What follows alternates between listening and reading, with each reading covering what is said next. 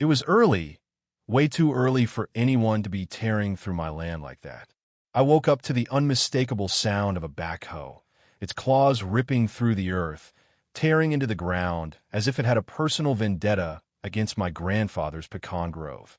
These were trees he'd planted the year I was born.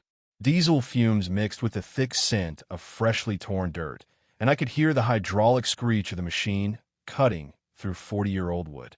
I didn't need to ask what was going on. I knew exactly who was behind this, rigorist HOA.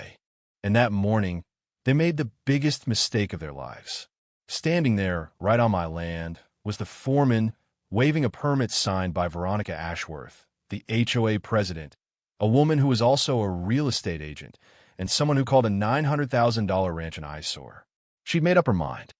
They were installing a drainage pipeline, a 48-inch pipe running straight across my land, dumping their golf course runoff into the creek where my cattle drank.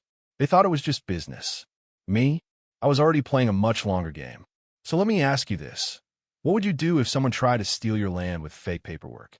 If you've ever been in a situation where someone thought they could walk over you, you know exactly how it feels to want to stand up and fight back. Well, I wasn't about to let them get away with it. Let me back up.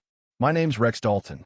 I'm 52 years old, and I've spent most of my life swinging hammers and fixing things that other people have messed up. But when I went through my divorce last year, I needed something solid, something I could rely on, something that nobody could take from me. That's when I found this ranch at a county auction. 40 acres of prime Texas land, a 1970s farmhouse that needed a little love, and 2 barns that had seen better days but still had good bones. The old rancher, Clarence Mitchell, had passed away 2 years ago. The place had been empty ever since, and I got it for half of what it was worth. The deed was clean, no HOA, no hidden fees.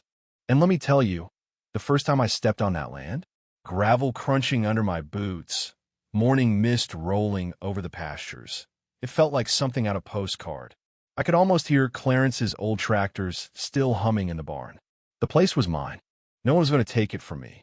But that peace didn't last. 3 days after I moved in, a pristine white BMW came rolling up my driveway. Out stepped a woman who looked like she just stepped out of a corporate boardroom. Perfectly coiffed blonde hair, designer clothes that probably cost more than my entire mortgage, and a clipboard that seemed permanently attached to her hand. Mr. Dalton, I'm Vivian Harwick, president of the Meadowbrook Estates Homeowners Association, she said with that smile, the kind of smile that sells million-dollar homes and forecloses on dreams. She handed me a thick folder and said we needed to discuss my responsibilities as their newest member. I put my hammer down and wiped the sawdust from my hands. I'm sorry, what association? I asked, genuinely confused. There was no mention of any HOA in my purchase papers. Her smile got sharper. Oh, there was an automatic inclusion when we expanded our boundaries in 2018. Your property is now within our jurisdiction. I was still shaking my head as she handed me the folder, a $2,400 initiation fee, plus $380 monthly dues. Retroactive, of course. And that's when the real punch landed. You see, Meadowbrook Estates wasn't your average subdivision. This was where the McMansion crowd lived. $2 million homes with manicured lawns and 3-car garages. And apparently, they thought we ranchers were dragging down their property values.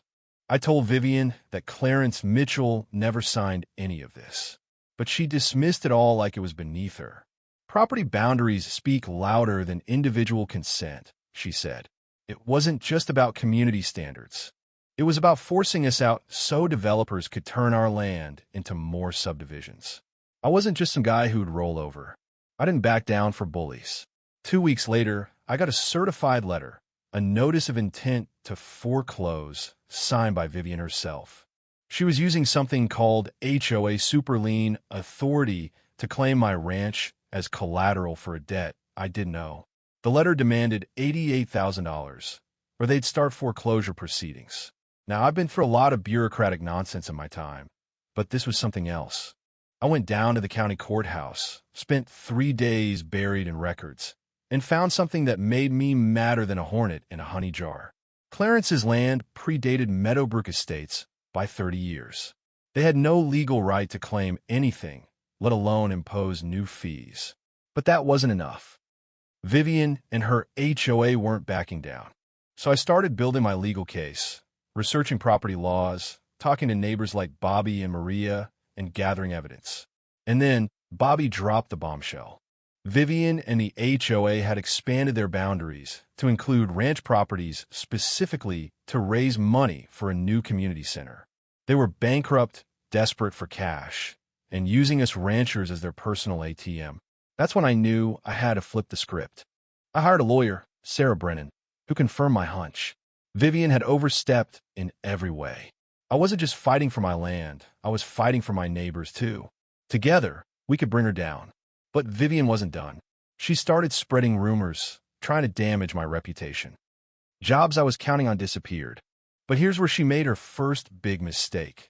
She didn't know who she was messing with. I wasn't going to fight back.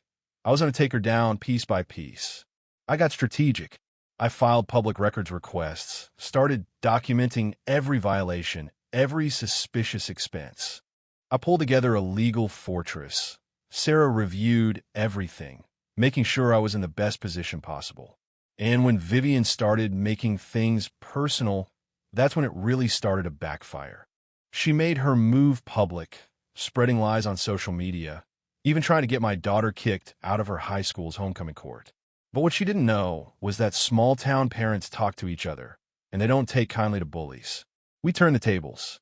My lawyer filed complaints with the state attorney general. I started gathering everything, creating a legal case so strong that Vivian wouldn't know what hit her. We were building a coalition of families who were all facing the same pressure. The pressure was getting to Vivian, though. I found out she tried to bribe me with $25,000 to get me to leave my property. But her confession, that was the moment I knew I had her. The final showdown happened at the HOA meeting. I walked in, knowing the legal documents in my hand would expose her for what she really was, a bully, a liar, and someone who tried to ruin not just my life, but the lives of everyone in that room. I presented the evidence, thick files of corruption, fraudulent activity, and financial mismanagement. And I played the recording of her bribery attempt. The room went silent. I didn't need to say much after that. The truth had a way of coming out, and Vivian's days of lying and manipulating were over. Within 48 hours, she resigned, her real estate license was suspended, and the HOA was completely overhauled. Bobby and Maria took over leadership, and the new board passed laws to protect ranch properties like mine. We turned the settlement money into something that benefited everyone, creating a community garden, funding scholarships for local kids interested in agriculture and construction. And as for me, my contracting business didn't just recover, it exploded. People wanted the guy who'd taken down the corrupt HOA. But the best part of this whole story wasn't just winning. It was seeing Vivian's plan unravel. When the community rallied behind us, when we exposed her for what she was, it felt like the ultimate victory. If you've ever been pushed to the edge by a bully or an injustice, you know the feeling of finally standing up and winning. It's not just about the land or the money. It's about showing the world that sometimes the quiet guy with the hammer can make the loudest noise when it counts. So what would you do if someone tried to steal your land? Let me know your thoughts. Share your stories below, and let's keep fighting for what's right.